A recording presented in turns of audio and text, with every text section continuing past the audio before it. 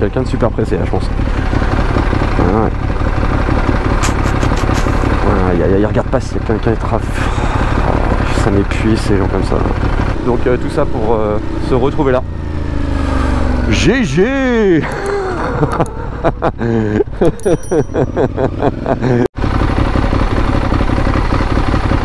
C'est quoi son projet à lui? Ah, le revoilà.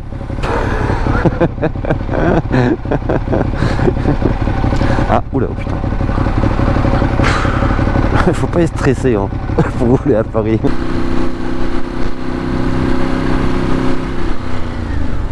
Oh putain. Il a un stop ou pas? Putain, c'était ma faute là. Ok. Gros boulet que je suis, c'est surtout c'est que je prends la moto le soir, il pleut et ma visière c'est une visière iridium, donc je n'y vois rien. J'aurais dû changer de visière, donc là maintenant je suis vraiment comme un gros con. Ça les gars, n'oubliez pas.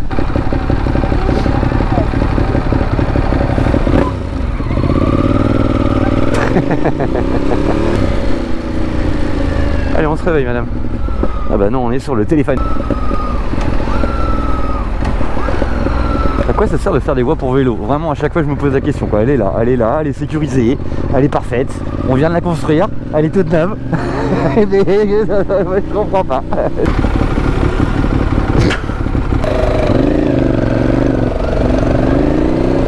Putain les relous. Ah ouais. Ça sent le professionnalisme. C'est ça. Oh, oh là là. C'est frais ça. Ah il est cool, c'est gentil.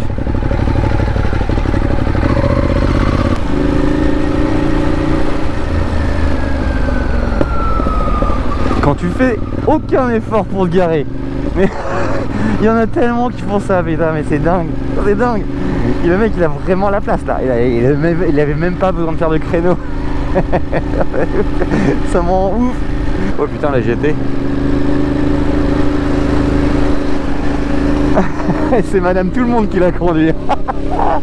Trop fort, trop fort. Bah n'importe quoi toi. Mais... ah ouais d'accord, en mode freestyle avec son yinche là. Oh, ah il va pas s'arrêter.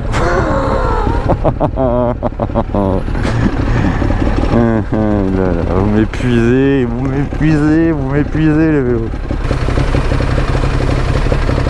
Enfin, lui il trouve toujours un moyen quoi. S'il peut pas brûler le feu rouge, il passe par le trottoir. Vite. Espérance de vie à Paris. Allez, je dirais 2-3 mois là.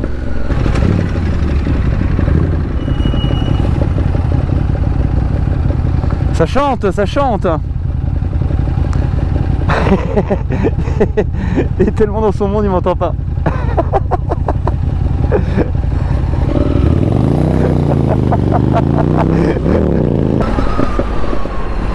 Ah ouais, alors lui il s'arrête pas là. D'accord. Ah ouais, ok. N'importe quoi. En camionnette. Ah, c'est un flic. Ah, putain, il est bien caché. Hein. Oh.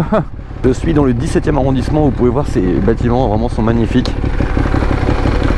J'en avais déjà parlé dans une de mes vidéos. Ce qui est intéressant de savoir dans la construction et le développement de Paris, sous la période haussmannienne bien entendu, c'est qu'en grande partie, le nord-ouest de Paris, il n'y avait rien. Alors que la place de l'Étoile, c'était juste un champ quoi. Et c'est Haussmann qui a développé toute cette partie du 16e, 17e arrondissement, tout en vendant à des riches familles de l'époque comme les frères Pereire, qui étaient super connus pour avoir investi dans le ferroviaire et dans l'immobilier. Et en fait tous les immeubles que vous voyez, une grande partie des immeubles que vous voyez dans le quartier où je suis, elles ont été créés par Pereire du côté du parc Monceau, la rue de Van Dyck par exemple. Il y a plein d'hôtels particuliers, c'est vraiment à aller voir, c'est magnifique. Donc c'est vrai que le 17e arrondissement, c'est là où vous pouvez trouver pratiquement les plus beaux haussmanniens de Paris. Vraiment, hein, ça paraît fou, mais c'est parce que c'est pas les premiers haussmanniens, c'est des haussmanniens datés un peu plus plutôt de fin 1800.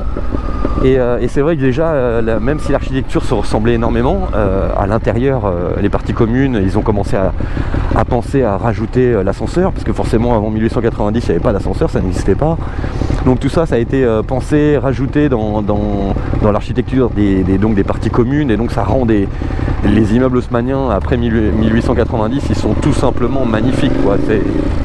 C'est vraiment du grand art.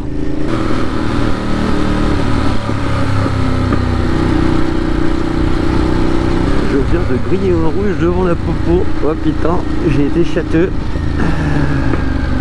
Sachant en plus que ça m'arrive jamais de faire ça. J'ai mal calculé mon coup, la vitesse.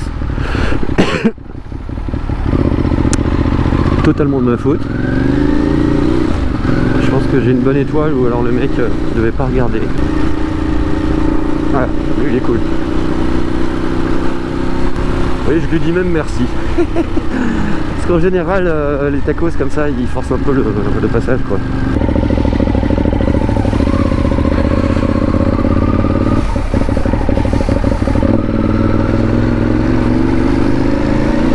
Ouais, c'est de ma faute, j'ai pas vu le... Le problème c'est que la roue elle est en sens interdit et j'ai pas... et forcément les vélos arrivent de l'autre sens, c'est un peu un concept ça. Mais c'était de ma faute, j'aurais dû le laisser passer.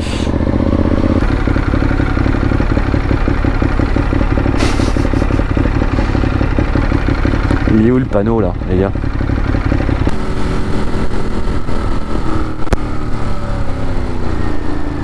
C'est quoi ton but? Quel est ton projet?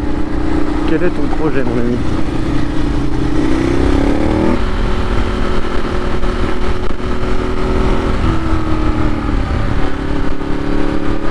Ouais.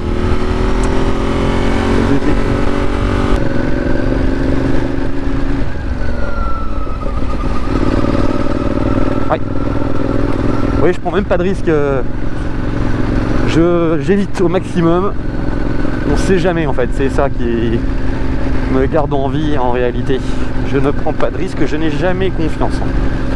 C'est comme ça que pour le moment je touche du bois.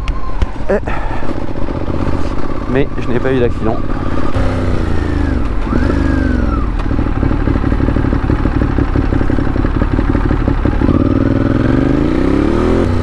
C'est normal madame, vous avez la priorité. Passage piéton.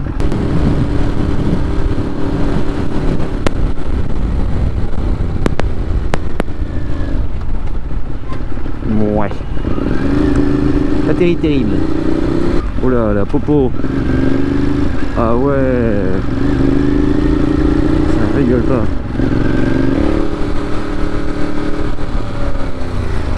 Ah t'es un bon toi. Toi t'es un bon toi. Ah. On a un kéké sans casque, sans gants, qui roule sur un truc qui doit monter à 80. Si tu t'éclates la gueule mec, je pense que tu meurs. Hein. C'est ça qui est dingue, c'est que les gens ne s'en rendent pas compte quoi. C'est... Là, cette vitesse là, sur une trottinette, les gars, vous tapez le bitume, c'est terminé hein.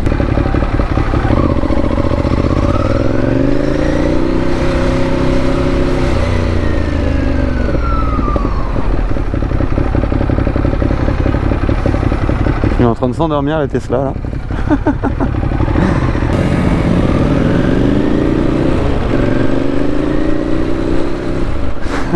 Ils me font marrer les gens. Ils accélèrent comme des porcs pour freiner comme des porcs. Déjà si tu réfléchissais un peu à ta conduite, peut-être que honnêtement il y aurait un peu moins de pollution quoi. Parce que là c'est un peu n'importe quoi quand même.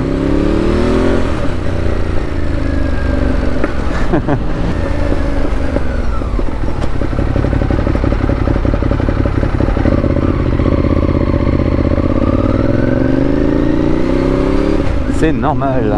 Puis en plus c'est rouge devant donc pas trop d'intérêt de ne pas les laisser passer.